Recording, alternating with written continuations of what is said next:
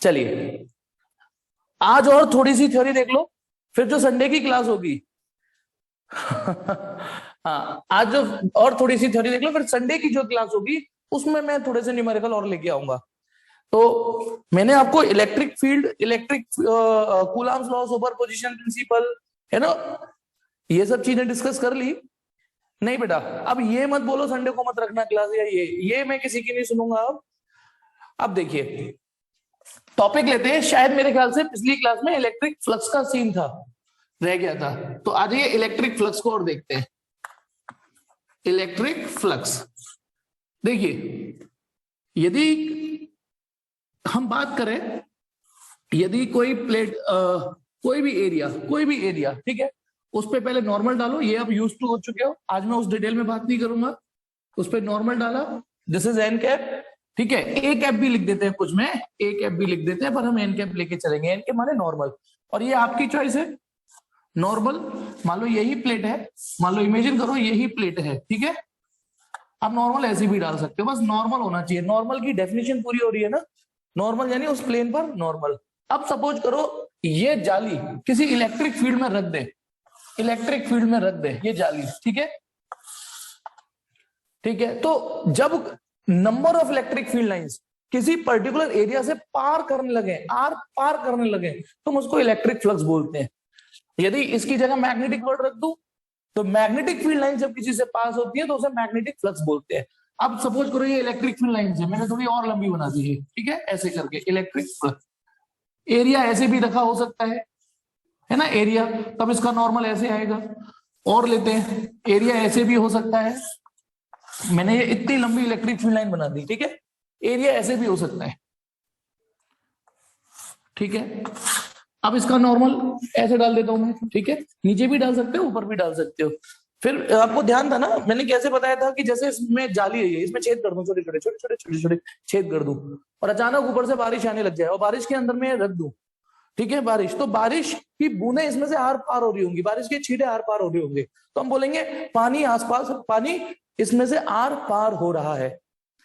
और इसको यदि मैं यूं रख दूं तो बारिश पड़ रही है, बारिश अभी भी उतनी है, उतनी इंटेंसिटी से हो रही है, लेकिन वो पानी इसके पैरेलल चला गया, इसमें से पार होके नहीं गया। पानी ऐसे करके नहीं आएगा ना, यूं फिर यूं मुड़ जाए, फिर इसमें से पार होके फिर नीचे चला जाए, तो इसी कैलकुलेशन को हम इलेक्ट्रिक फ्लक्स बोलते हैं।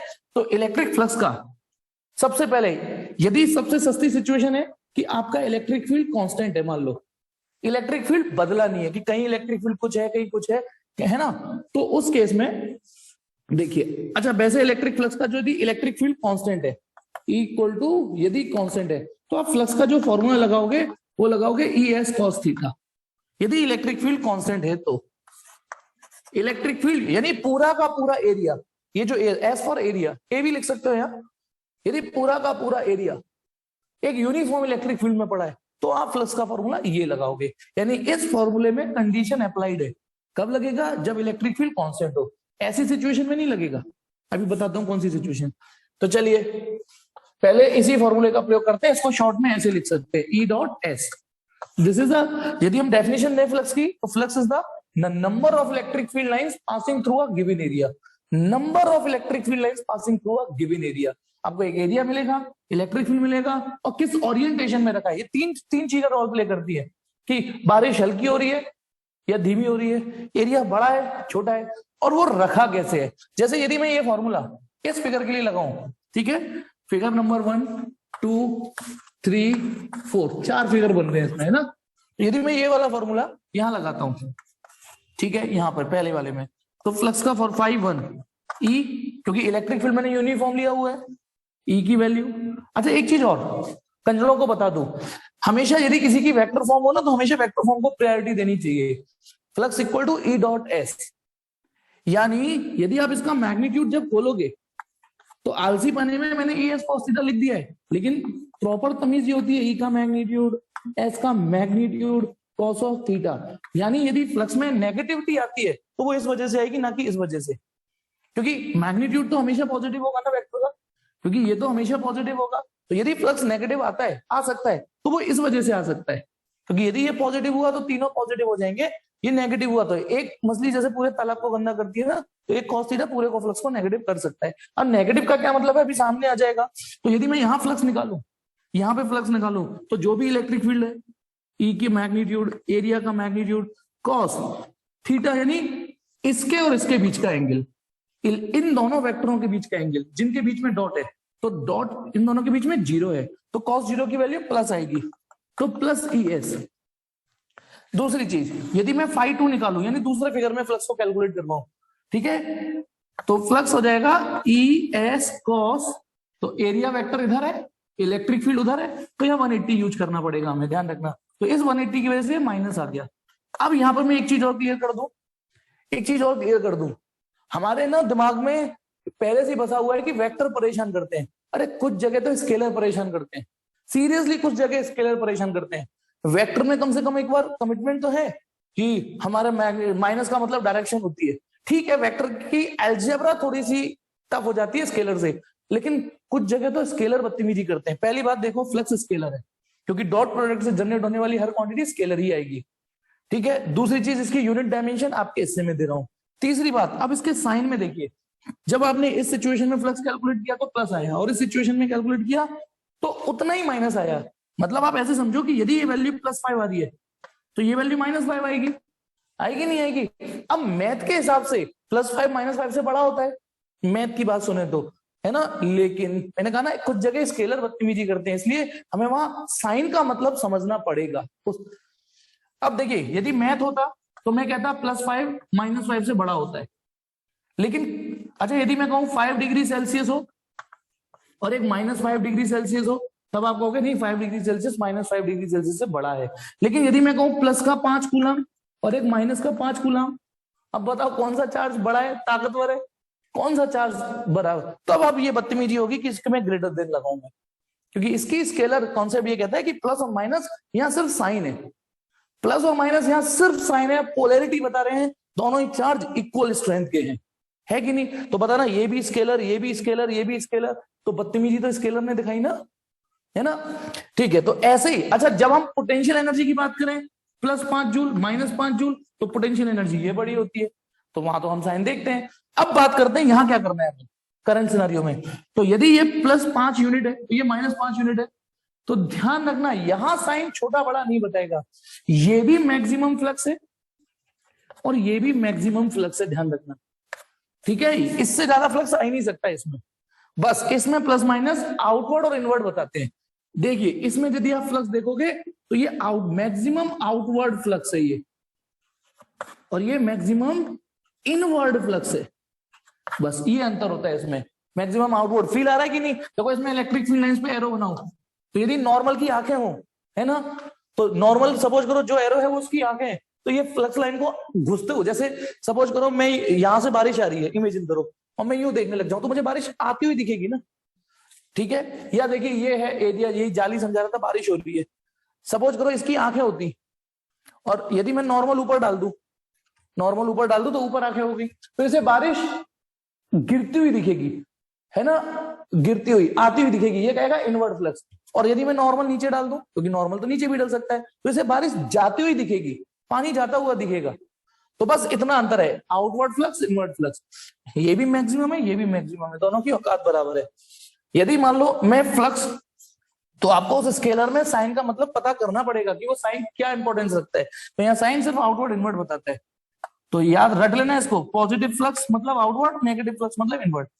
चौथा, पहला दूसरा, तीसरा बाद में बता दूंगा, तीसरा है नहीं ये, चौथा ले लेते हैं पहले। तो बताना यदि मैं यहाँ फ्लक्स का फॉर्मूला लगाऊं 5 3, तो E का मैग्नीट्यूड वही है, एरिया भी वही है, लेकिन थीटा 90 है, क्योंकि एरिया वेक्टर और इलेक्ट्रिक फील्ड वेक्टर 90, हम तो डूबेंगे सर, हम तुम्हें भी ले डूबेंगे, फ्लक्स 0 हो गया। तो यानी अच्छा फील भी करिए, फ्लक्स पास ही नहीं हुआ उसमें से, लाइन है उसको पैरेलल होके चली गई, लाइंस उसके पैरेलल ही होके निकल गई, तो इसलिए फ्लक्स पास ही नहीं हुआ, फॉर्मूला भी ऐसे ही है।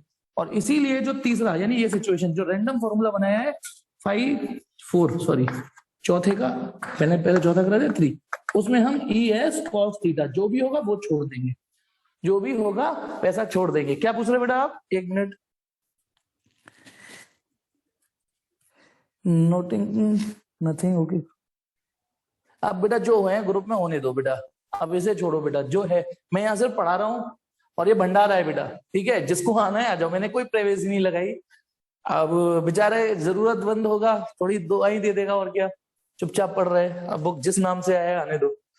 तो ये हो गया बेटा फ्लक्स। लेकिन अब कहानी में ट्विस्ट ये कि यदि मान लो एरिया ऐसे है और इलेक्ट्रिक फील्ड लाइन ऐसी है, कुछ अंतर महसूस हो रहा है इस इलेक्ट्रिक फील्ड लाइन में और इसमें, कुछ अंतर महसूस हो रहा है, हो रहा है। ये non uniform electric field line है, तो यहां पर एक जैसा फ्लक्स नहीं पास हो रहा, यहां ज्यादा फ्लक्स पास हो रहा है या कम। तो फिर हम यहाँ पे क्या करेंगे, पहले किसी छोटे का स्मॉल फ्लक्स निकालेंगे, फिर उसको इंटीग्रेट कर देंगे, तो टोटल फ्लक्स आएगा ई डॉट ds। याद रखना, पहले हम किसी स्मॉल पोर्शन का फ्लक्स निकालेंगे, हालांकि आपको इतनी जरूरत पड़ेगी नहीं, आपको जरूरत पड़ेगी नहीं, इसलिए मैं रिवीजन के लॉजिक से बता देता हूं ई डॉट ds।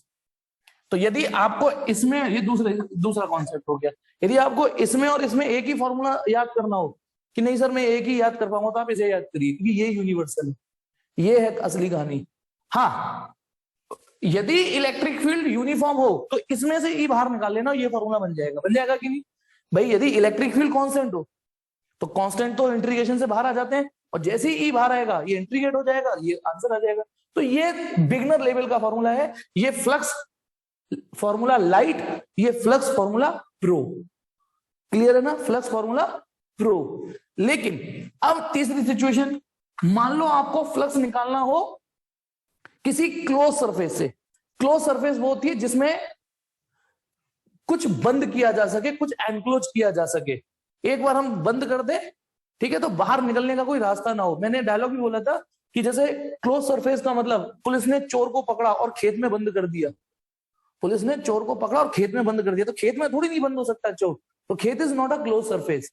पुलिस ने चोर को पकड़ा और जेल में बंद कर दिया। अच्छा, उस जेल में यदि एक बड़ी सी खिड़की है तो भी वो क्लोज सरफेस नहीं है। क्लोज सरफेस का मतलब कुछ निकल ही ना सके, ठीक है। तो स्फीयर हो गया, सिलेंडर हो गया, क्यूब है, आप अपने लेवल तक बहुत सारी हो सकती है, केवल स्फीयर, क्यूब और सिलेंडर से मतलब रखो, बस टेंशन मत लो, है ना। तो यदि वो क्लोज सरफेस है तो इसमें नॉर्मल डालने की एक शर्त होती है। नॉर्मल डालने की एक शर्त ये होती है कि यदि वो क्लोज सरफेस है तो सिर्फ आउटवर्ड नॉर्मल डलेगा। तो यानी जैसे इस वाले एरिया को देखिए गौर से, इस वाले, तो सिर्फ आउटवर्ड नॉर्मल डलेगा ऐसे। ये वाला सरफेस है, अब ये वाला जो नॉर्मल है वो इतने की जिम्मेदारी ले रहा है कि भैया मैं इतना नॉर्मल का काम कर रहा हूं, ठीक है। जैसे यहां चॉइस थी कि नॉर्मल इधर डाल दो, इधर डाल दो, तो जैसे यदि, एक मिनट थोड़ा बड़ा बनाता हूं,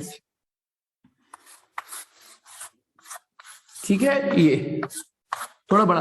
अब इस वाले एरिया को गौर से देखिए, ये ऐसा लग रहा है कि मैंने ये वाली प्लेट इसमें से कट मार के यहां निकाल दी, सिर्फ इतने इतने को देखिए, है ना। यदि ये सेपरेटेड है तो आप इसमें नॉर्मल ऐसे डालो चाहे ऐसे डालो, वो चॉइस आपकी है। लेकिन यदि वो किसी क्लोज सरफेस का हिस्सा है तो ये वाला नॉर्मल एक्सेप्टेबल नहीं है, ये गलत है, ये गलत है, गलत है। ओनली आउटवर्ड नॉर्मल ही डलते हैं क्लोज सरफेस के। यहाँ ऐसे डल जाएगा, इस पे ऐसे डल जाएगा, इस पे ऐसे डल जाएगा, और आगे पीछे वाले समझ रहे होगे।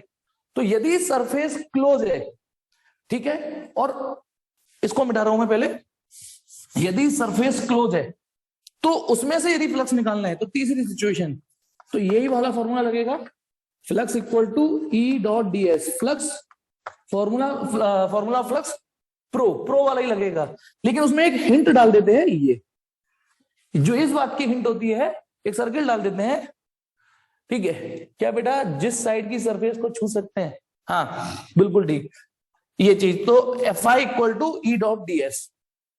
बस इसमें क्या सिंबल आ गया, ये इस बात, अच्छा फॉर्मूला तो असली यही है, असली फॉर्मूला यही है, पर यह होता है ना, जैसे कोई राजा हो तो उसको मुकुट पहना देते तो पहचान में आ जाता है। तो ये बस इस बात की हिंट है कि इस समय कोई जो फ्लक्स जिसके लिए कैलकुलेट कर रहे हैं, वो जो सरफेस है वो कोई क्लोज सरफेस है। तो ये थी हमारी क्लोज सरफेस का फ्लक्स। अब क्योंकि इंटीग्रेशन है तो मेहनत करवाएगा फ्लक्स करवाने के लिए, तो इसी में एक गॉस थ्योरम आ जाती है फिर, थैंक गॉड। इसमें केवल अब आप स्टेटमेंट से मतलब रखो सीरियसली, बाकी जो रिजल्ट आए थे वो तो मैंने पिछली क्लास में रिवाइज करा दिए थे, चाहे वो लाइन हो, लाइन चार्ज हो, चाहे वो सरफेस चार्ज हो, है ना। ठीक, अब आते हैं गॉस थ्योरम। अब स्टेटमेंट सुन लीजिए, आपका काम हो जाएगा। स्टेटमेंट ये कहता है कि यदि आपको किसी क्लोज, मान लो ये क्लोज सरफेस है ना, क्लोज सरफेस, इसे 3D में सोचना, बोर्ड पे 2D बनना है। यदि आपको इसमें से फ्लक्स निकालना है तो इस इंटीग्रेशन से बचा लेते हैं गॉस भाई साहब ने, बस थैंक गॉड गॉस ने जो हमारी मदद करी वो ये कि इस इंटीग्रेशन से बचा लिया। कि यदि तुम फ्लक्स इसमें से निकालना चाह रहे हो तो इतनी मेहनत मत करो, ठीक है। अच्छा, इलेक्ट्रिक फ्लक्स का जो क्या बेटा, अच्छा टाइप कर रहे हो, मुझे कभी कभी ये लगता है कुछ डाउट पूछ रहे हो, तो उन्होंने एक सिंपल सी थ्योरी दी कि ऐसे निकाल लो चाहे ऐसे निकाल लो। ऐसे निकालना तो हम जानते हैं, इसकी जरूरत नहीं पड़ेगी, अब नहीं पड़ेगी सीरियसली, ठीक है, कोई जरूरत नहीं पड़ेगी इसकी, जरूरत पड़ेगी इसकी। तो flux passing through a close surface, शर्त यह है लेकिन ये जो स्टेटमेंट में दे रहा हूं वो केवल क्लोज सरफेस के लिए वर्क करेगा, ऐसी सरफेस के लिए वर्क नहीं करेगा, केवल क्लोज सरफेस के लिए। टोटल फ्लक्स, और वो भी total flux passing through a close surface is always equal to 1 epsilon naught times upon, ठीक है, सिग्मा, सिग्मा लिखा है मैंने ये भी, इसके अंदर जितना भी चार्ज एनक्लोज हो, जितना भी चार्ज एनक्लोज हो, जितना भी, तो सिग्मा क्यू एनक्लोज्ड। और आपके बहुत सस्ते सवाल आने वाले हैं, आप केवल इस पे ध्यान दीजिए, आप इस पे से ध्यान हटा लीजिए, या तो सवाल देखो इस पे आएंगे या सवाल सिर्फ इस पे आएंगे, लिख के रख लो इस बात को, कितना आसान रहने वाला है। या तो इस पे सवाल आएंगे बस सीधा साधा फॉर्मूला, या इस पे आएंगे, तो आपको इसको भी चूल्हे में जाने दे सकते हो, भाई साहब नमस्ते टाटा बाय बाय, और इससे भी टाटा बाय बाय कर दो आप, ठीक है। हाँ, कोई एमसीक्यू बन जाए थ्योरेटिकल वो बात अलग है, न्यूमेरिकल या तो इस पे बनेगा या इस पे। तो क्या स्टेटमेंट हो गया, total electric flux passing through a close surface is always equal to 1 epsilon naught times the sigma Q enclosed. अब इसके क्या क्या कुछ कंसेप्चुअल बताता हूं आपको कि कैसे कैसे यूज करने को आ सकता है गॉस थ्योरम, क्योंकि इंपॉर्टेंट है ये चीज। तो देखिए, पहला, यदि ये ऐसे करके यहां पर प्लस क्यू सेंटर पे रखा है, तो यदि मैं इसमें गॉस थ्योरम लगाऊं तो 1 epsilon naught times sigma Q, sigma Q के नाम पर इसमें ये क्यू है बस। अब क्योंकि हम फ्लक्स कैलकुलेट कर रहे हैं, तो याद रखना चार्ज जैसा होगा वैसा लेंगे, बस इतना ध्यान देना, स्केलर क्वांटिटी में चार्ज जैसा है वैसा लेंगे।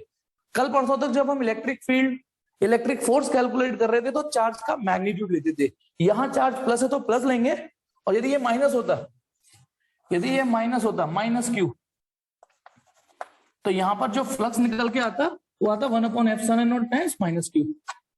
अब ये बात याद रखना, क्योंकि मैंने स्टेटमेंट लगाया total flux 1 epsilon naught equal to the sigma Q.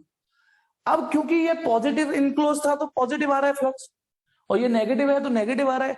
अब अभी थोड़ी देर पहले मैंने क्या बताया था, पॉजिटिव फ्लक्स किस बात की हिंट देता है कि ये आउटवर्ड फ्लक्स है, तो इसमें जो फ्लक्स निकलेगा ना वो आउटवर्ड, एरो देखो आउटवर्ड, आउटवर्ड फ्लक्स जा रहा है इस सरफेस से, और क्योंकि ये नेगेटिव फ्लक्स आ रहा है तो ये इनवर्ड फ्लक्स होगा। हालांकि हम इसको एक चीज से और कैच कर सकते हैं, एक चीज से और कैच कर सकते हैं, कौन सी, वो कि क्योंकि ये नेगेटिव चार्ज है तो electric field lines towards the charge होंगी, क्योंकि ये पॉजिटिव चार्ज है तो electric field lines away from the होंगी, ठीक है। अब इसी में कंसेप्चुअल बना दें, बताना कि आउटवर्ड फ्लक्स आ रहा है, चार्ज बताओ कैसा होगा, सीधी सी बात है, आउटवर्ड फ्लक्स है तो पॉजिटिव होगा, नेट चार्ज।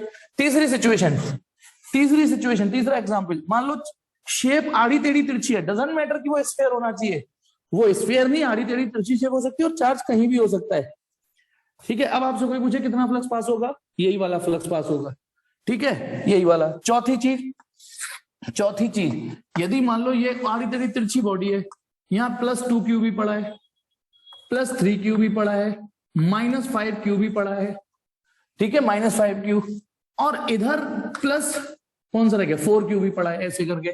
तो अब आपसे कोई करे कि इस सिस्टम में इस स्फीयर से कितना फ्लक्स पास करेगा, कितना करेगा, ठीक है, एक काम करो, इसे मैं -6 क्यू कर देता हूं, इसे -6 क्यू। तो जब हम इसमें फ्लक्स निकालेंगे तो थ्योरम यही लगेगी, 1 epsilon naught times sigma Q enclosed, theorem तो यही है बस।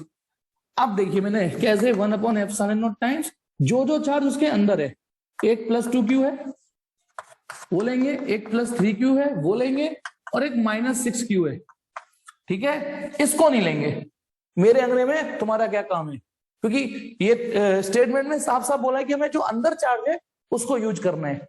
तो अब जो भी टोटल आएगा कितना, 3 और 2 5 -q अपॉन एप्सिलॉन नॉट। अब आप ये बताइए इसमें कुल मिला के इनवर्ड फ्लक्स है या आउटवर्ड फ्लक्स है, कुल मिला के इसमें इनवर्ड फ्लक्स है आउटवर्ड, तो क्योंकि नेगेटिव आ रहा है तो ओवरऑल जो कंट्री, नो डाउट प्लस वाली चार्ज बाहर निकालेंगे, प्लस वाला बाहर निकालेंगे, लेकिन नेगेटिव डोमिनेट कर गया, टोटल मिला के इनवर्ड फ्लक्स आएगा इसमें, ठीक है। पांचवी चीज, ठीक है। अच्छा मैं ये बताता हूं कि मुझे एक बात बताइए, एक छोटा सा सवाल देता हूं, बहुत छोटा सा सवाल, जब हमने गॉस थ्योरम नहीं भी पढ़ी थी ना तब ये सवाल आ गया था, कि एक क्यूब रखा है और यूनिफॉर्म इलेक्ट्रिक फील्ड में रखा है, ऐसे करके एक क्यूब रखा है और यूनिफॉर्म इलेक्ट्रिक फील्ड में, इसमें से फ्लक्स निकालो।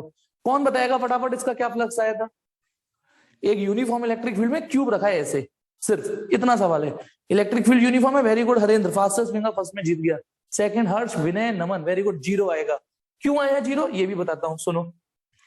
देखिए इस वाले को शेड करता हूं, इसमें से साफ दिख रहा है कोई फ्लक्स नहीं पास हो रहा, इसमें से कोई फ्लक्स नहीं पास हो रहा, आमने सामने से नहीं हो रहा, तो यानी गलत कर दिया मैंने, मुझे शेड ये करना चाहिए। केवल जो मैं शेड कर रहा हूं केवल फ्लक्स उसी में से पास हो रहा है ना जो, तो हम इसमें यदि टोटल फ्लक्स निकालें, और हमारे को तो गॉस थ्योरम आती नहीं है, हम तो गॉस थ्योरम जानते ही नहीं अभी आज की डेट में, मतलब जब ये सवाल आया था तो टोटल फ्लक्स आता है, हम इसका फ्लक्स निकालेंगे, दूसरी का फ्लक्स निकालेंगे, तीसरी सरफेस का फ्लक्स निकालेंगे, ऐसे करके इसमें 6 सरफेस है, क्यूब में 6 सरफेस होती है ना, ये क्यूब है, चलो इसे क्यूब मान लेना, 6 सरफेस होती है इसमें, 1 2 3 4 5 6 है ना। चलो तो आप देखोगे जब मैं इस पे नॉर्मल डालूंगा n1 और इस पे नॉर्मल डालूंगा तो इसका एंगल इलेक्ट्रिक फील्ड के संग 0 बन गया, इसका इसके साथ 180 बन गया, लेकिन बाकी सबका तो 90 बनना है ना, जैसे ये n3 कैप है।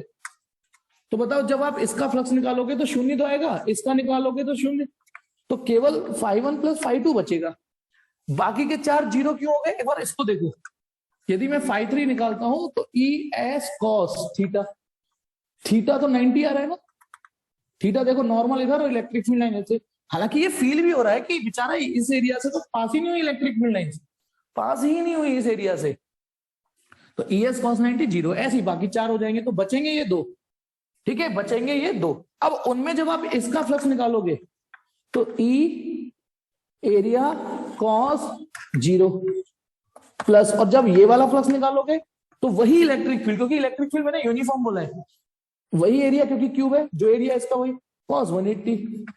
तो गौर से देखना, जितना ये प्लस का ई एस है उतना ये माइनस का ई एस है, ये हो गया 0।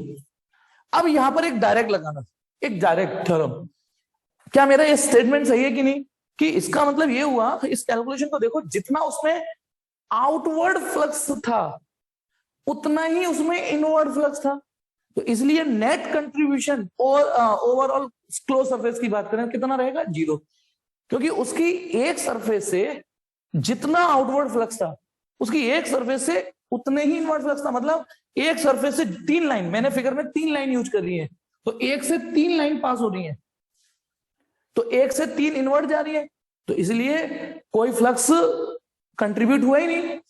अब सुनिए यहां पे मैं क्या बता रहा हूं, कि ये जो बाहर वाला चार्ज है ना, बाहर वाला चार्ज, मान लो ये क्लोज सरफेस है और अंदर कुछ नहीं है, केवल बाहर प्लस फ्रूटी हुए, तो इसको कंट्रीब्यूशन में क्यों नहीं लेते? गॉस ने यहां पर एनक्लोज चार्ज में क्यों यूज किया? क्योंकि अब सुनिए, जब ये इलेक्ट्रिक फील्ड लाइंस निकालेगा, जब ये इलेक्ट्रिक फील्ड लाइंस निकालेगा ऐसे ऐसे, अब गौर से देखना, इधर जो मैं बनाऊंगा देखो, चेक करो, 2 लाइन इनवर्ड गई है एक तरफ से, 2 उस तरफ से आउटवर्ड होगी, यानी जितनी इनवर्ड गई है उतनी आउटवर्ड हो जाती है उसमें। तो यदि आपको ये 0 समझ में आ रहा है तो वही वजह है इसमें भी, क्योंकि इसमें 3 लाइनें अंदर घुसी है, 3 बाहर गई, तो समझ में आ रहा है। तो ये जो बाहर वाला चार्ज होता है, जो बाहर पड़ा होता है चार्ज, उसकी इलेक्ट्रिक फील्ड लाइन एक तरफ से अंदर घुसती है, देखो उतनी ही। अच्छा तीसरी लाइन बता रहा हूं, ये देखो तीसरी, गौर से देखो, वो गई नहीं तो गई नहीं किसी से, तो ये चीज समझ गए कि नहीं, तो बाहर वाले चार्ज का इसलिए कंट्रीब्यूशन नहीं होता। अब आ जाओ इसी में स्टेटमेंट पे बिल्कुल अंगद की तरह पैर जमा लेना। यदि मान लो इसी गॉस थ्योरम में, अच्छा यदि ये क्यूब मिट गया, सॉरी बेटा, यदि ये क्यूब नॉन यूनिफॉर्म फील्ड में पड़ा होता, जो कि एनसीईआरटी का एक शॉर्ट एग्जांपल है बढ़िया वाला, तो फिर इलेक्ट्रिक फ्लक्स 0 नहीं आता। यदि ये नॉन यूनिफॉर्म इलेक्ट्रिक फील्ड में पड़ा होता, तो यहां पर जो प्लस ई एस, ये जो मिट गया है, और माइनस ई एस आ रहा था, है ना, ये तो 0 हो गया। लेकिन यदि ये नॉन यूनिफॉर्म फील्ड में होता तो एक तरफ इलेक्ट्रिक फील्ड कुछ और होता और एक तरफ कुछ और होता, है ना। उस सवाल को कर लेना, मैं करा चुका हूं, इसलिए उसको नहीं छू रहा हूं मैं, ठीक है। और सिलेंडर वाला भी सवाल कर लेना उसका। अब आ जाइए इसी में, मान लो क्या पूछ रहे बेटा, हाँ यहां पर इंपॉर्टेंट है बेटा, लेकिन वो सवाल करने का काम आपका है, मैं यहां बस एज अ मेंटर कोशिश कर रहा हूं कि आप उस ट्रैक पे जाओ जंग छुड़ाने के लिए, क्योंकि जो मैंने 7 महीने में पढ़ाया है वो 2 दिन में नहीं पढ़ा सकता। हालांकि ये क्लास तो इलेक्ट्रिक फील्ड की जो क्लास होती करीब 1.5 महीने चली थी, पहले 2 चैप्टर की। तो जो 1.5 महीने में पढ़ाया वो 2 दिन में नहीं हो सकता, 3 दिन में नहीं हो सकता। अब चलिए गॉस थ्योरम समझ में आ गई। फिर एक और सवाल, बताना ये कोई बैलून है, इसके अंदर प्लस क्यू चार्ज फंसा हुआ है, प्लस क्यू चार्ज है, कितना फ्लक्स पास हो रहा होगा इसमें? सही लिखा मैंने, क्यू अपॉन एप्सिलॉन नॉट। अब यदि मैं इसमें हवा भर दूं और फुला दूं, बढ़ा दूं, तो भले ही एरिया भर जाएगा, भले ही एरिया भर जाने दो, भर जाने दो, लेकिन फ्लक्स थ्योरम ये कहती है, गॉस थ्योरम, कि जब मैं इसका फ्लक्स निकालूंगा तो साइज मैटर ही नहीं करता। गॉस थ्योरम के स्टेटमेंट में सरफेस की शेप साइज मैटर ही नहीं करती, उसे तो 1 अपॉन एप्सिलॉन नॉट, एक तो मीडियम मैटर करता है, एक ये मैटर करता है उसके अंदर चार्ज क्या है। तो बताना, जब दोनों के अंदर ही एयर हो और दोनों के अंदर वही चार्ज हो, तो भले ही वो सरफेस छोटी है, भले ही वो सरफेस बड़ी है, दोनों का फ्लक्स बराबर होगा। ये एमसीक्यू मैंने कई जगह देखा है, ठीक है। हाँ, बस अंतर यदि आएगा तो वो कब आएगा? नेक्स्ट एग्जांपल, बताना ये क्यू है, तो यहां फ्लक्स हो गया क्यू अपॉन एप्सिलॉन नॉट, और यदि ये वही है और यहां क्यू है, लेकिन इसके अंदर मैंने कोई मीडियम भर दिया, तब यहां पे फ्लक्स का फॉर्मूला क्यू अपॉन एप्सिलॉन हो जाएगा, एप्सिलॉन हो जाएगा, ठीक है ना, एप्सिलॉन हो जाएगा बस। और फिर आप जानती हो इसको डिवाइड कर लेना, epsilon upon epsilon naught equal two factor के यूज करना, मैनेज कर लेना इसको। फिर एक और सवाल इसी में, एक और सवाल कि ये भी अच्छा सवाल है, ये रहा यहाँ पे प्लस क्यू, यहाँ पे प्लस 2q, ये सरफेस 1 है, ये सरफेस 2 है।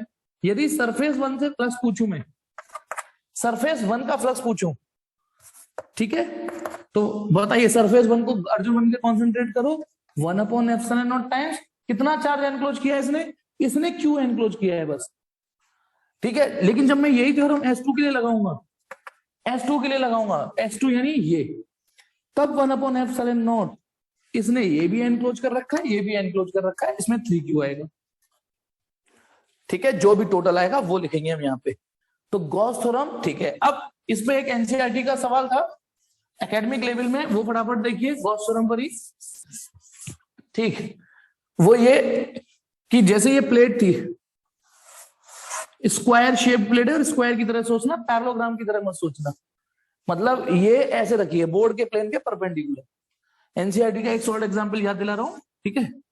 ये अब ये शायद 10 सेंटीमीटर का साइज था, 10 सेंटीमीटर 10 सेंटीमीटर 10 10, इससे 5 सेंटीमीटर की साइड हाइट पर 5, यहां पे कोई चार्ज रखा है और इस प्लेट का फ्लक्स निकालने को कहा है।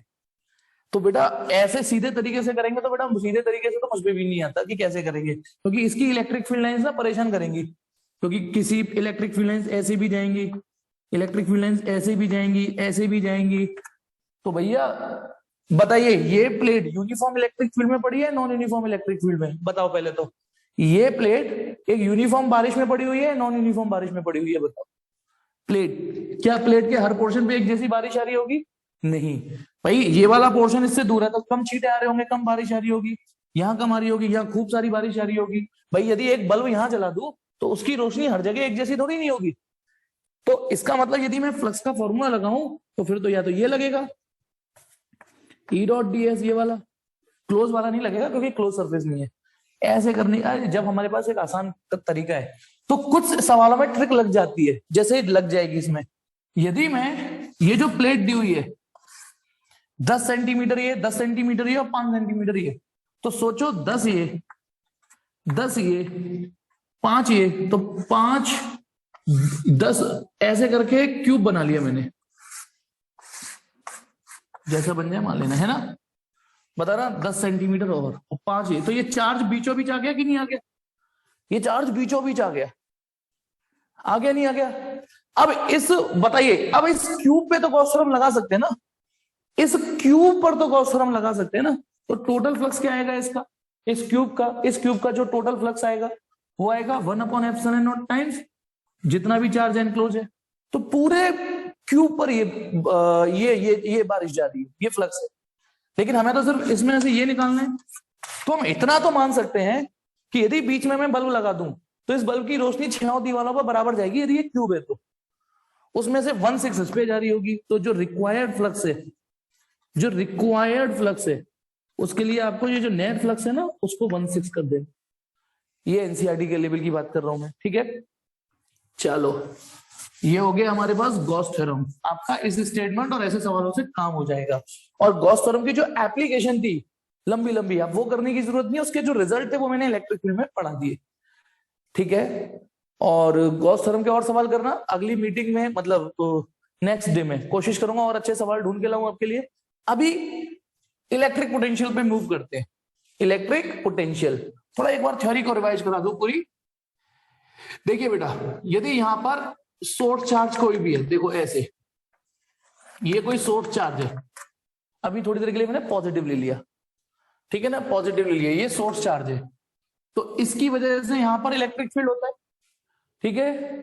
सर कॉर्नर पे ज्यादा चार्ज डिसाइड करता है ना, कॉर्नर पे ज्यादा, कॉर्नर पे चार्ज ज्यादा डिसाइड नहीं करता, कॉर्नर पे चार्ज डेंसिटी ज्यादा हो जाती है, चार्ज की डेंसिटी ज्यादा हो जाती है।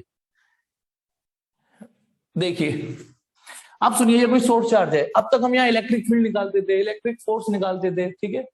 कैसे, ओहो कैसे बताऊं पहले उसको। देख बेटा, सपोज कर ये एक कंडक्टर है, ऐसा एम ही कंडक्टर है ना,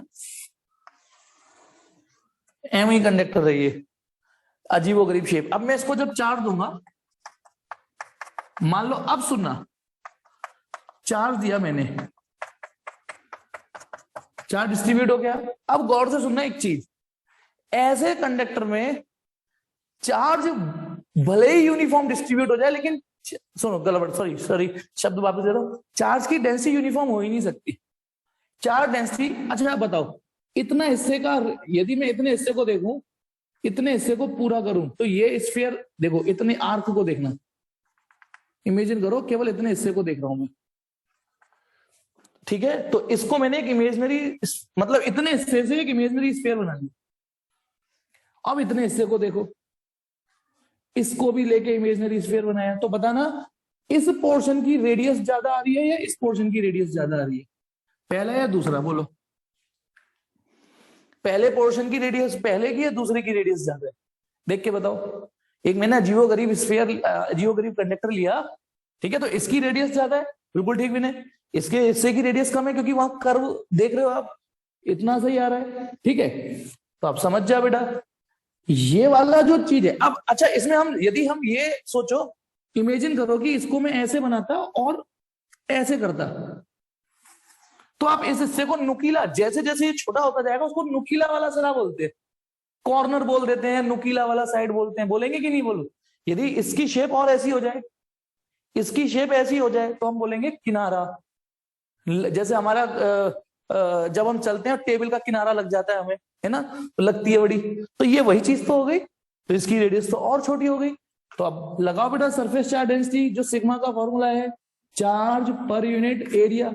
अब बताओ, इतने का एरिया स्फीयर का लूंगा मैं 4πr², है ना, इसका लूंगा sigma equal to charge per unit 4πR²।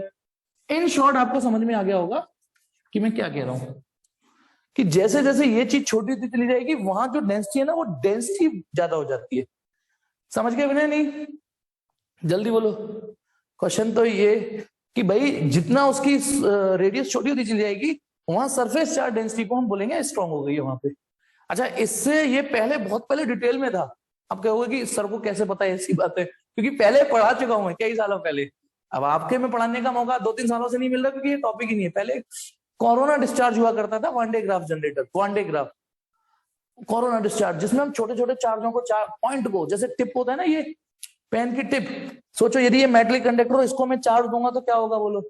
यदि मैं, इमेजिन करो, जिस टिप से आप लिखते हो, छोटी सी बॉल होती है ना, उस पर चार्ज दे दिया, तो वहां चार्ज डेंसिटी बहुत भयंकर हो जाती है, और वहां चार्ज बहुत जल्दी लीक करता है। तो यदि चार्ज को आप इंटेंशनली लीक कराना चाहते हो, आप चाहते हो कि चार्ज इंटेंशनली लीक करे, तो पॉइंट पॉइंट को चार्ज देते हैं। लेकिन अब वो उस जगह, कहते हैं ना, जिस गली जाना नहीं, तो उसका क्या रास्ता पूछना। हाँ, तो मैं क्या था बेटा, पोटेंशियल पे, पोटेंशियल। हाँ, तो यदि ये कोई भी चार्ज है, ठीक है, अब क्या क्वेश्चन आ गया? हाँ, कोरोना डिस्चार्ज, कोरोना आ गया ना तो कोरोना हटा दिया। हाँ चलिए, यहां पे अब सुनिए, माना यदि ये कोई पॉइंट बी है और यदि कोई पॉइंट ए है, ठीक है, डेफिनेशन में हम जो काम करेंगे वो पॉजिटिव चार्ज से ही करेंगे। डेफिनेशन देने के लिए जो टेस्ट चार्ज होगा वो पॉजिटिव ही होगा। नया सा डायलॉग सुना दूं? अच्छा चलो एक डायलॉग सुनाता हूं, ठीक है यार। एक बार ठीक है, लड़की थी, मुझसे बोली, क्या कहते हैं, नहीं ये दोस्त थी, कि यार मेरा वेट बढ़ गया है, क्या करूं ना। समझदार के लिए इशारा काफी है। उसने कहा मेरा वेट बढ़ गया है। तो मैंने, अब कहते हैं ना कभी कभी इंग्लिश नहीं बोलनी चाहिए, यदि साहब, तो मेरी इंग्लिश मुझे पिटवा गई। तो मैंने बस उससे कहा, इंग्लिश बोलना, देखो हिंदी में क्या चल रहा है कि कैलोरी कम कर ले, कैलोरी कम कर, कम कंज्यूम कर, है नहीं ये। तो मैंने इंग्लिश में बोल दिया बैन कैलोरी। पता नहीं क्यों गुस्सा हो गई। मैंने उससे कहा बैन कैलोरी, फिर वो क्यों गुस्सा हो गई। ठीक है चलिए, अब आ जाइए यहां पर, ये रहा ए और ये रहा बी। अच्छा ओ भाई मारो मुझे, चलो अभी नहीं मार रहे, पहले इस पे आ जाओ भाई।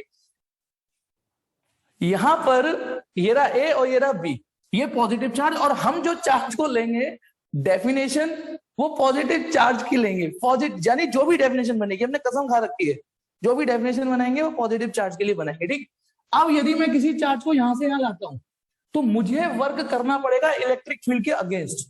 इलेक्ट्रिक फील्ड नहीं चाहेगा, तो यदि मैं उसको जबरदस्ती यहां ले आता हूं, जबरदस्ती यहां ले आता हूं, तो इसको बोलते हैं, तो मुझे एक वर्क करना पड़ेगा। तो मुझे ए से लेके बी तक, मान लो कोई वर्क करना पड़ा, मुझे करना पड़ा, दिस इज अ वर्क जो मैंने किया ए से बी तक, इसको मैं उसी चार्ज से डिवाइड कर दूं, उसी पॉजिटिव टेस्ट चार्ज से। वैसे प्लस लिखते नहीं है, क्योंकि प्लस लिखना कोई जरूरी नहीं होता, क्योंकि नहीं लिखते तो भी वो प्लस होता है, लेकिन और आपको दिमाग में डालने के लिए पॉजिटिव टेस्ट चार्ज। तो इस रेशियो को पोटेंशियल डिफरेंस बोलते हैं। तो क्या डेफिनेशन है पोटेंशियल डिफरेंस की? यहां पे यदि कोई सोर्स चार्ज है तो टेस्ट चार्ज को किसी फील्ड में मूव कराने के लिए work done per unit positive test charge को पोटेंशियल डिफरेंस बोलते हैं। पोटेंशियल डिफरेंस, और डेफिनेशन में याद रखना, ए से बी मूव कराऊंगा तो यहां ए भी आएगा, तो यहां उल्टा आएगा, ये बी माइनस ए, यदि यहाँ ए बी है तो यहाँ बी माइनस बी ए आएगा, ये याद रखना।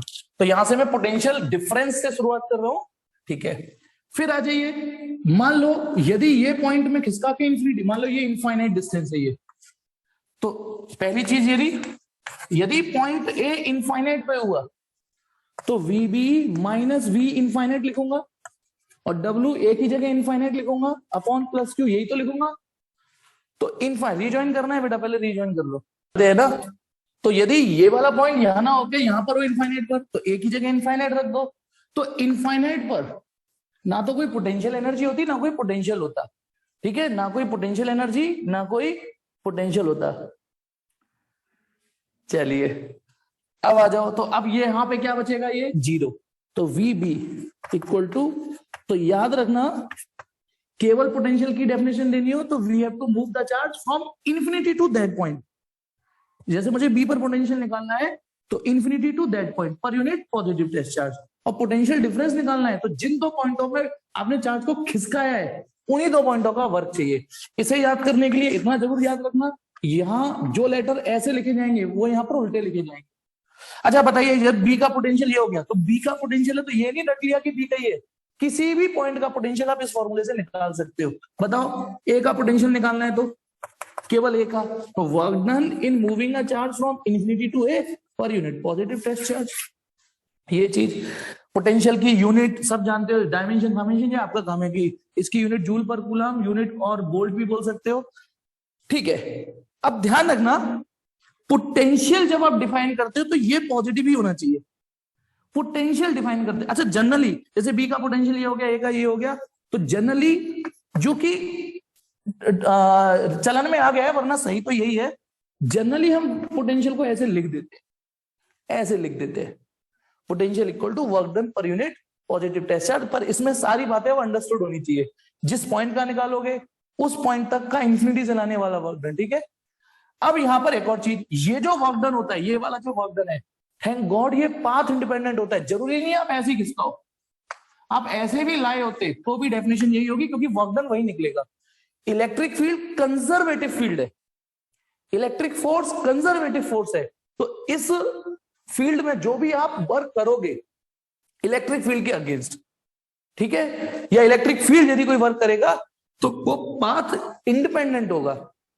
तो this work done is path independent. चाहे आप इस रास्ते से आओ, यदि इस रास्ते से आपको 10 जूल वर्क करना पड़ा है तो इस रास्ते से भी 10 जूल ही करना पड़ेगा। इन्फिनिटी तभी तो बेटा, जैसे मुझे यहां ये सोर्स चार्ज है और मुझे इस पॉइंट पे पोटेंशियल डिफाइन करना है, तो आप चार्ज को कभी कभी कुछ बुक्स में देखोगे ना ऐसे लाते हैं। ऐसे लाने का मतलब ये है कि किसी भी रास्ते से ले आओ, जो वर्क होगा वो पाथ पे डिपेंड करेगा ही नहीं।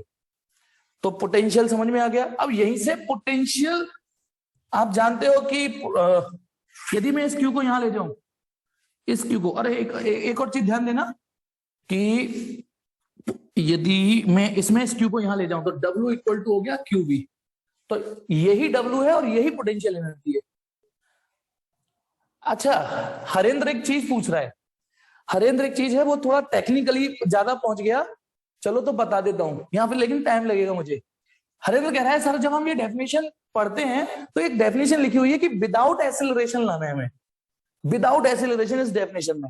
हाँ जी, देखो बेटा, देखो एक चीज बताता हूं, ये तो डेफिनेशन सारी पोटेंशियल एनर्जी के लिए है, सारी पोटेंशियल एनर्जी के लिए डेफिनेशन है, चाहे वो mgh वाली क्यों ना हो, चाहे हाफ के एक्स स्क्वायर वाली। जैसे सपोज करो ये A है और ये B है, और आपको यूं खिसकाना है, आपको यूं खिसकाना है पॉजिटिव क्यू को, तो बताइए आपको रिपल्सन फील करना पड़ेगा कि नहीं? ठीक है, यदि यहां से हमें A से B खिसकाना है तो मुझे रिपल्सन के अगेंस्ट वर्क करना पड़ेगा। अब एक चीज सुनना, जब मैं इसको यूं खिसका के ला रहा हूं तो इन बिटवीन यहां पे आते हैं, मान लो सपोज करो इसने मुझे लगाई इधर फोर्स 10 न्यूटन की, भाई इसने मुझे 10 न्यूटन की इधर लगाई, तो इसको कंपनसेट करने के लिए, इस कंपनसेट करने के लिए, हाँ बेटा रिकॉर्ड कर रहा हूं क्लास, यदि पता ना मुझे यदि इधर लाना है तो मुझे इधर लाने में रोड़ा कौन अटका रहा है? ये वाली फोर्स ना, रिपल्सन वाली। तो पता ना, इमेजिन करो कि जब मैं इसे ला रहा था ये 10 न्यूटन लगा रही थी, तो मुझे इधर 10 ही लगानी है, 11 नहीं लगानी, 12 नहीं लगानी, 13 नहीं लगानी, 14 नहीं लगानी, जितनी इलेक्ट्रिक फील्ड लगा रहा है उसको ही आपको बस कंपनसेट करते हुए आगे बढ़ रहे हैं।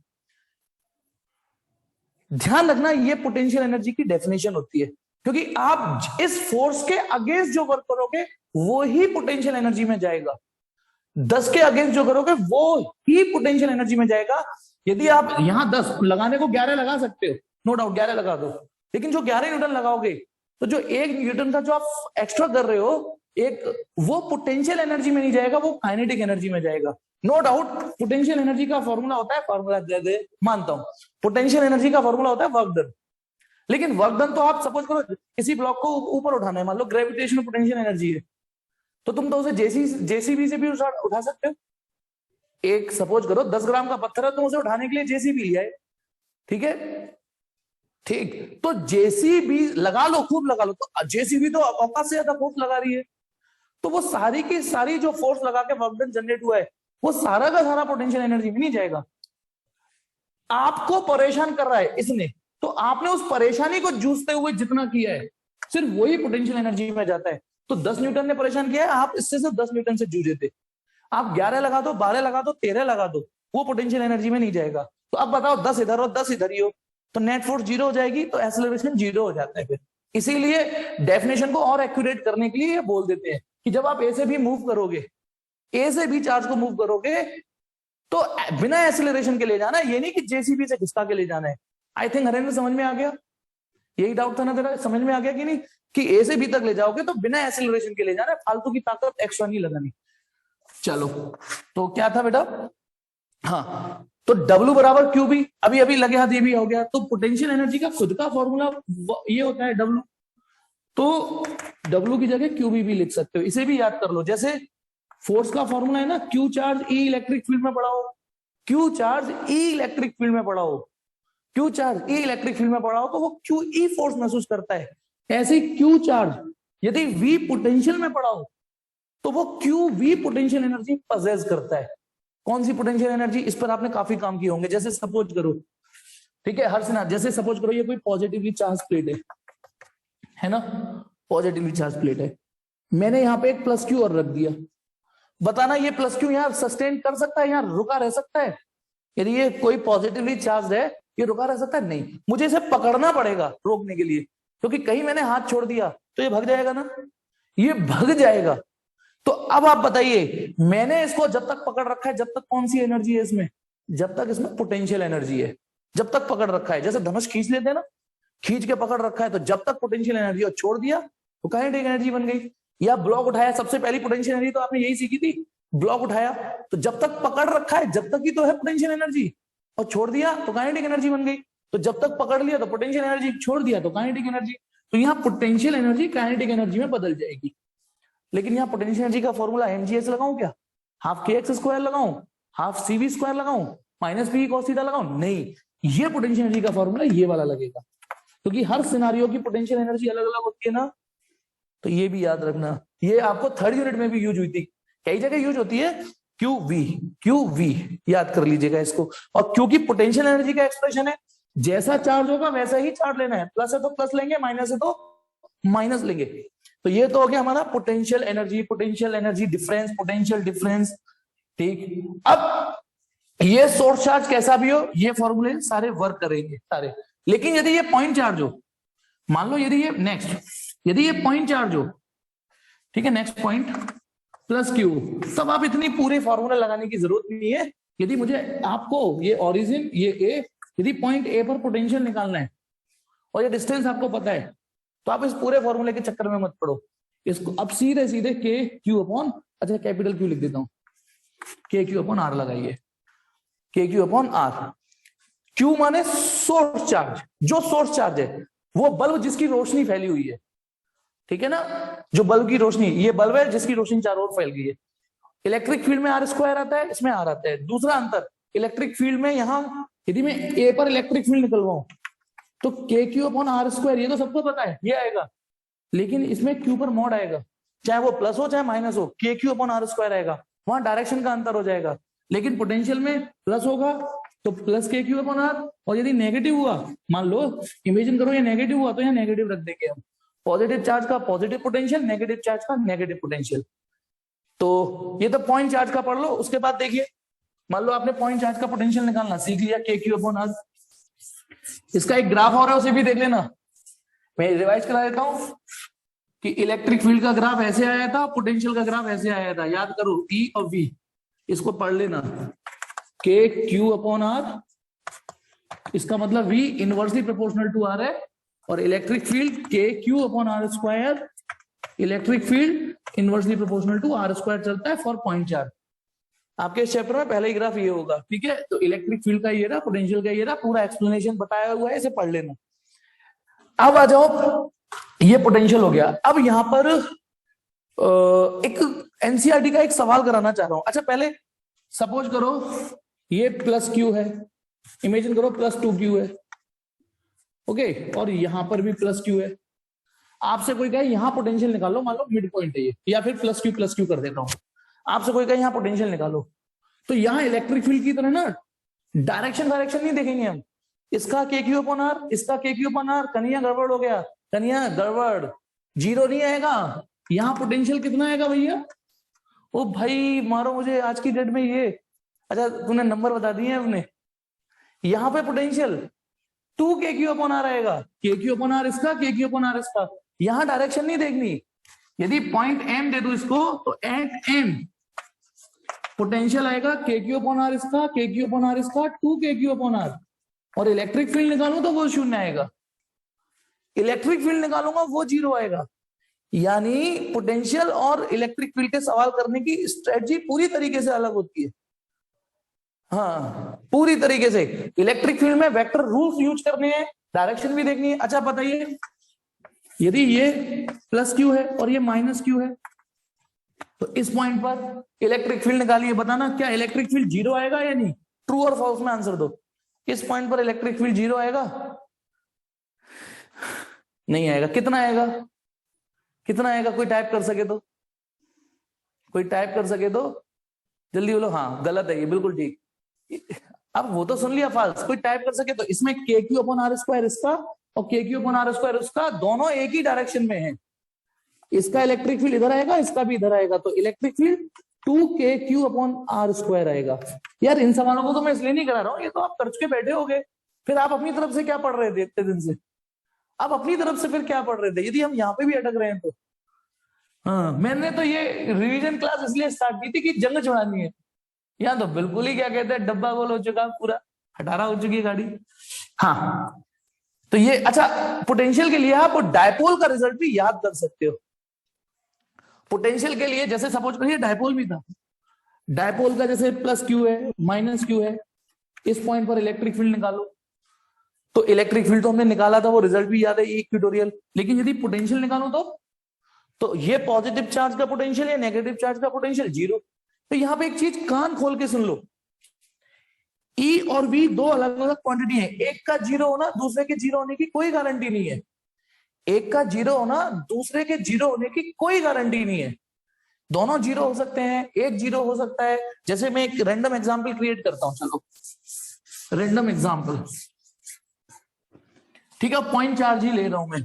बताना यदि ये एक स्क्वायर लिया मैंने, प्लस क्यू माइनस क्यू, बताइए सेंटर पर इलेक्ट्रिक फील्ड का क्या स्टेटस होगा? सॉरी, पहले इलेक्ट्रिक फील्ड का स्टेटस बताओ, क्या लगता है? फटाफट, बहुत इजी क्वेश्चन दिया है मैंने, केवल आपको ये बताना जीरो है या नहीं है। जी हाँ, इसका इलेक्ट्रिक फील्ड इधर, इसका इधर, इसका इधर, इधर कैंसिल होकर जीरो हो जाएगा। पोटेंशियल का क्या स्टेटस है? पॉजिटिव चार्ज का पॉजिटिव पोटेंशियल, नेगेटिव का नेगेटिव, पॉजिटिव का पॉजिटिव, ये भी जीरो, यानी इलेक्ट्रिक फील्ड भी जीरो और पोटेंशियल भी जीरो। अब देखिए यदि मान लो मैं इसमें इसको मान लो ये plus Q as it is रखूं और माइनस क्यू इसको एज इट इज रखूं, इनको स्वैप कर दूं, इसको ऊपर इसको, तो ये फिगर ऐसा बन जाएगा। अब बताइए इलेक्ट्रिक फील्ड जीरो होगा या नॉन जीरो होगा? बस इतना आंसर देना है। पहला ऑप्शन ठीक है, दूसरा ऑप्शन ठीक है। अब बताओ, मैं निकलवा नहीं रहा हूं आपसे, निकलवाने में तो बहुत टाइम लगेगा। मतलब मुझे बताओ कौन सा ऑप्शन ठीक है, पहला है दूसरा? जी हाँ, दूसरा ठीक है, क्योंकि अब इलेक्ट्रिक फील्ड जीरो नहीं हो। अब इलेक्ट्रिक फील्ड जीरो इसलिए नहीं होगा क्योंकि देखो इसका इलेक्ट्रिक फील्ड इधर, इसका इलेक्ट्रिक फील्ड इधर, देखो इसका इधर, इसकी बात करें तो ये इधर, ये इधर, ये दोनों जुड़ जाएंगे, ये दोनों जुड़ जाएंगे, फिर रिजल्टेंट इधर निकलेगा। तो इलेक्ट्रिक फील्ड जीरो नहीं है। अच्छा, पोटेंशियल के बारे में क्या कमेंट है? पोटेंशियल जीरो आएगा क्योंकि पोटेंशियल में डायरेक्शन नहीं। ठीक नमन बेटा, क्योंकि पॉजिटिव चार्ज का पॉजिटिव पोटेंशियल, नेगेटिव चार्ज का नेगेटिव, दो पॉजिटिव चार्ज है और दो नेगेटिव चार्ज है, तो पोटेंशियल कितना हो गया? जीरो। तो आपने देखा यहां पर दोनों जीरो है, यहाँ एक जीरो है, दूसरा। अच्छा, एक और सिचुएशन बनाया हूं, मान लो यदि मैं चारों प्लस ले लूं, चार्ज, इमेजिन करो, ये नेक्स्ट क्वेश्चन है। तो इलेक्ट्रिक फील्ड कितना होगा बोलो? सेंटर पर इलेक्ट्रिक फील्ड सेंटर पर, हाँ का नहीं है, बिल्कुल ठीक। ई जीरो होगा पर वी जीरो नहीं होगा, ई जीरो होगा, वी जीरो नहीं होगा। ठीक है, तो आपको और कोई पेयर बच रहा है? मतलब दोनों जीरो हो सकते हैं, एक जीरो हो सकता है कोई, तो ई का और वी का आपस में इस तरीके से कोई लिंक नहीं है कि एक जीरो होगा तो दूसरा भी जीरो ही होगा। अच्छा, हालांकि इनमें एक रिलेशन जरूर है, वो बड़ा इंपॉर्टेंट है। ई और वी में एक रिलेशन है, वो है E equal to minus dV upon dr। हालांकि इसकी जरूरत आपको बहुत कम पड़ेगी, बहुत कम, एमसीक्यू जिस टाइप के मैंने देख रहा हूं। लेकिन ये है इलेक्ट्रिक फील्ड और इलेक्ट्रिक पोटेंशियल के बीच में यदि रिलेशन है ना, तो प्रो फॉर्मूला है ये, प्रो, अल्ट्रा प्रो मैक्स वाला फॉर्मूला है। ठीक है, हाँ बेटा मनीष हो सकता है ये। अब इतने हिस्से को, इस फिजिकल क्वांटिटी को पोटेंशियल ग्रेडियंट बोलते हैं, पोटेंशियल ग्रेडियंट।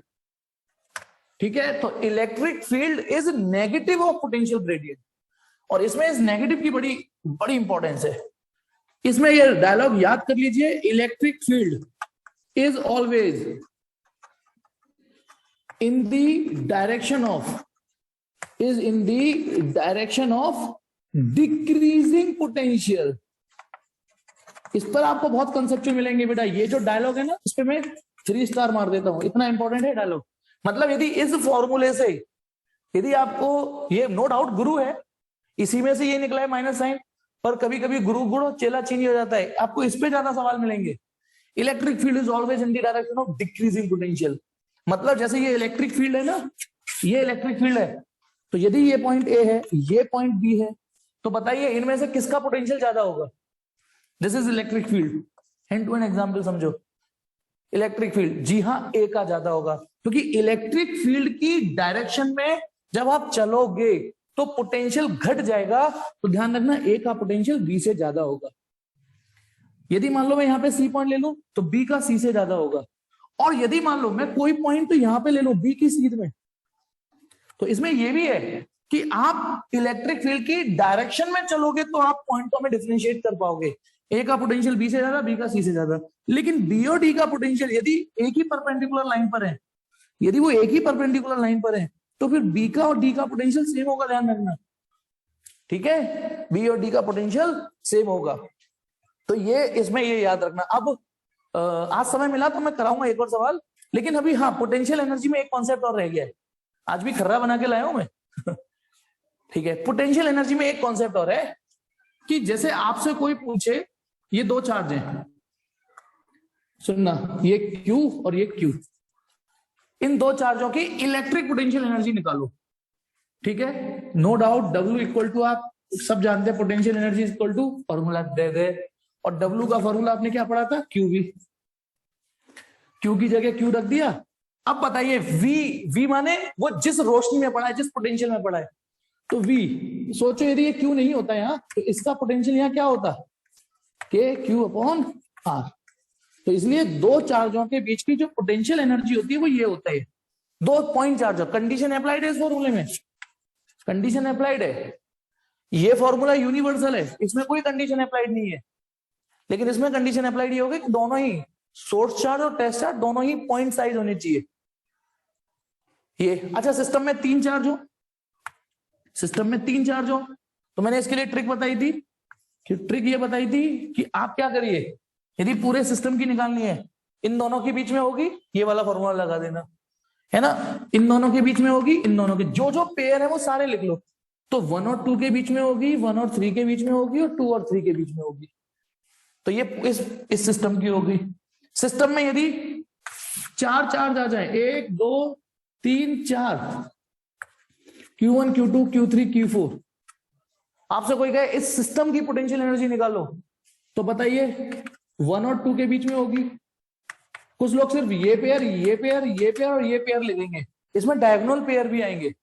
तो जो जो पेयर दिख रहे हैं, तो 1 की 2 के साथ होगी, 1 की 3 के साथ होगी, 1 की 4 के साथ होगी, 1 की 2 के साथ, 1 की 3 के साथ, 1 की 4 के साथ। तो पहले 1 की लिख दी, ऐसे 2 की 1 के साथ होगी, वो लिखी जा चुकी है। 2 की 3 के साथ, 2 की 4 के साथ, अब 3 की 4 के साथ, मतलब कोई पेयर रह नहीं जाए। तो ध्यान रखना, ये हो गई। अब यहां पर एक कहानी क्या है, सुनिए। सीधा सीधा क्वेश्चन पूछ लिया तो आपका नसीब है कि दो चार्जों की पोटेंशियल एनर्जी निकालो, तीन चार्जों की पोटेंशियल एनर्जी निकालो, चार चार्जों की पोटेंशियल एनर्जी निकालो। सवाल कभी कभी ये आ जाता है कि इन चारों चार्जों को, इमेजिन करो, इन चारों चार्जों को आपको असेंबल करना है, इकट्ठा करना है। अच्छा सोचो, ये चारों पॉजिटिव हैं, तो ऑब्वियसली यहां कंफर्टेबल तो होंगे नहीं। यदि हम इनको ढीला छोड़ दें तो सब दूर दूर भाग जाएंगे। जब तक भागेंगे जब तक इनमें फोर्स है। सोचो, तो इनको लाने में हमें वर्क डन करना पड़ा होगा ना। एक को लाया, कील ठोको, दूसरे को लाओ, कील ठोको, तीसरे को। नहीं तो जैसे कहते हैं ना, मेढकों को तराजू पे तोलना बड़ा मुश्किल होता है। 20 मेढक दे दिए तो कुछ को रखोगे, फिर दोबारा जिनको उठाओगे पहले वाले कूद जाएंगे। तो सोचो, यदि मैं किसी एक चार्ज को यहाँ ले आया, फिर मैं दूसरे चार्ज को लाऊंगा, दूसरे को लाऊंगा, पहला भाग जाएगा रिपल्सन से। तो इसलिए मैंने वर्ड बोला था कील ठोको। तो एक एक को लाओ, ठोकते चले जाओ। तो यदि आपसे कोई ये पूछे इस सिस्टम का वर्क डन निकालो टू असेंबल, तो ध्यान रखना गंगाधरी शक्तिमान है। यदि आपसे कोई वर्क पूछे वर्क डन इन असेंबलिंग, वर्क डन इन असेंबलिंग, तो सिस्टम की पोटेंशियल एनर्जी निकाले आना। सिस्टम की पोटेंशियल एनर्जी निकालने के लिए 2 हो तो ये लगाना, 3 हो तो ये लगाना, 4 हो तो ये लगाना। इतना सिंपल। अब यहां पर एक क्वेश्चन और है। मैंने कहा ना सीधा सीधा क्वेश्चन पूछ ले, वो पेपर ही किया। वर्क डन इन असेंबलिंग पूछे तो गंगाधरी शक्तिमान है। अब आपसे कोई कहे नहीं, हमें डिसोसिएट करना है। डिसोसिएट माने तोड़ना है, हमें इन्हें तोड़ना है ना। तब आपको क्या करना है, तब आपको एक कॉन्सेप्ट, ये हाँ कई लोग, नमन हरेंद्र वेरी गुड, कॉन्सेप्ट याद है इनको। यदि आपको इन्हें डिसोसिएट करना है तो आपको ये पता होगा ना अभी कि ये इलेक्ट्रिक फील्ड कंजर्वेटिव फील्ड है, तो कंजर्वेटिव फील्ड में किसी को यूं लाओ और फिर लौटा के यूं ले आओ तो टोटल वर्क डन जीरो हो जाता है। किसी को यूं लाऊं फिर यूं ले जाऊं तो total work done along close path zero हो जाता है। तो मैं किसी को मान लो पहले असेंबल करूं और मैं ही डिसोसिएट करूं, मैं ही लाया और मैं ही वहीं ले जाऊं, मैं ही इंफिनिटी से लाऊं और मैं ही इंफिनिटी को ले जाऊं, तो ये तो क्लोज वर्क हो गया ना। तो work done assemble plus work done इन डिसोसिएशन, ये जीरो होगा। समझ गए? असेंबल करना और डिसोसिएट करना, यदि ये दोनों काम मुझे ही करने पड़े, मैं ही लाया मैं ही ले गया, तो ये टोटल वर्क डन जीरो। तो इसका मतलब वर्क डन इन डिसोसिएशन, डिसोसिएट करने में जो वर्क डन होगा वो असेंबल करने का उल्टा होता है। ठीक है, तो यदि डिसोसिएट का वर्क डन निकालना है तो आप पहले असेंबलिंग का वर्क डन निकाल लो जो कि इससे निकलेगा। ठीक है, एक दूसरे के नेगेटिव होते हैं। तो एक सवाल करिए, आप एक सवाल करके बताइए, एक सवाल करिए। मेरे पास ये एक ट्राइंगल है, ठीक है, और यहां पे प्लस क्यू चार्ज है, यहां माइनस 4 क्यू चार्ज है और यहां प्लस 2 क्यू चार्ज है, और क्यू की जो वैल्यू दे रखी है 1.6 इंटू 10⁻⁻10 कूलम दे रखी है, और ये साइड एल मान लेते हैं। चलो एल साइड में लिखना भूल गया हूं इसमें, तो पता नहीं क्या है मैं, लेकिन कॉन्सेप्ट बता देता हूं। अब इसमें ये पूछा है कि इस सिस्टम को डिसोसिएट करना है, मुझे तोड़ना है। अब सोचो तोड़ने के लिए वर्क डन करना पड़ेगा, क्योंकि यहाँ अट्रैक्शन फोर्स से बंधे हुए हैं, एक नेगेटिव है। अच्छा तीनों पॉजिटिव होते तो ये वर्क डन अपने आप हो जाता है, भर्र से भग जाती। लेकिन सोचो एक नेगेटिव है, दो पॉजिटिव है, तो ये अट्रैक्शन फोर्स से बंधे हो सकते हैं, तो वो डिसोसिएट करने में हमें कुछ पॉजिटिव वर्क करना पड़ जाएगा। ठीक है, कुछ पॉजिटिव वर्क हमें करना पड़ जाएगा। तो बताइए ये वर्क डन कैसे निकालोगे? मैं लेंथ लिखना भूल गया हूं इसकी, दो क्या करोगे? तो फिर क्यू भी भूल जाओ, इसे क्यू में ही आंसर दे देंगे हम। तो यदि वर्क डन इन डिसोसिएशन पूछा है, वर्क डन टू डिसोसिएट, इन्हें रिजॉल्व करना है, तो क्या बताया था मैंने? डिसोसिएट का वर्क नेगेटिव ऑफ असेंबलिंग आता है, नेगेटिव ऑफ असेंबल, और असेंबल का वर्क डन होता है पोटेंशियल एनर्जी ऑफ सिस्टम। तो इसका मतलब आप इस सिस्टम नेगेटिव को यहां रहने दो, सिस्टम की पोटेंशियल एनर्जी निकाल दो। तो 1 2 1 3 2 3 कर लोगे ना? आप इसे कर लोगे कि नहीं? माइनस 1 और 2 के बीच में इसे 1 लिख देता हूं, 2 लिख देता हूं, 3 लिख देता हूं। 1 और 2 के बीच में क्या होगी? के Q1 Q2 अपॉन आर। और ध्यान रखना पोटेंशियल एनर्जी में चार्ज जैसा है वैसा लेना पड़ेगा साइन के साथ। तो ये मैंने 1 और 2 के बीच की लिख दी, के Q1 Q2 upon are, plus 1 और 3 के बीच की के Q1 Q2 दोनों प्लस है अपॉन आर। ऐसी तीसरा और लिख देना, आपका ये आंसर आ जाएगा। अब मेरे कहने पर एक सवाल प्लीज करिएगा। हाँ पोटेंशियल में अभी ये चीज हो गई। अब इसी में एक और कुछ क्वेश्चंस और हैं।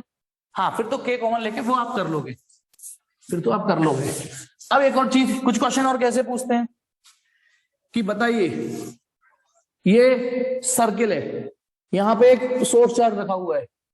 बताइए मैं किसी चार्ज को ए से बी ले आऊं, किसी टेस्ट चार्ज को ए से बी लाऊं तो कितना वर्क डन करना पड़ेगा? ए से बी लाऊं तो सुनिए बेटा, जो ए पर पोटेंशियल होगा वही बी पे होगा। मानते हो इस बात को?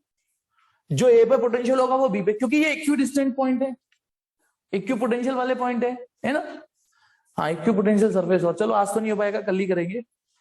तो अब यदि मुझे work done from A to B निकालना है तो ऐसी कौन सी फिजिक्स है जिसमें work done from A to B आता है? तो work done from A to B per unit positive test charge V B minus V आता है। अब बी और ए का पोटेंशियल बराबर है तो जीरो, भाई बी और ए का पोटेंशियल बराबर है तो वर्क डन जीरो। बिल्कुल ठीक।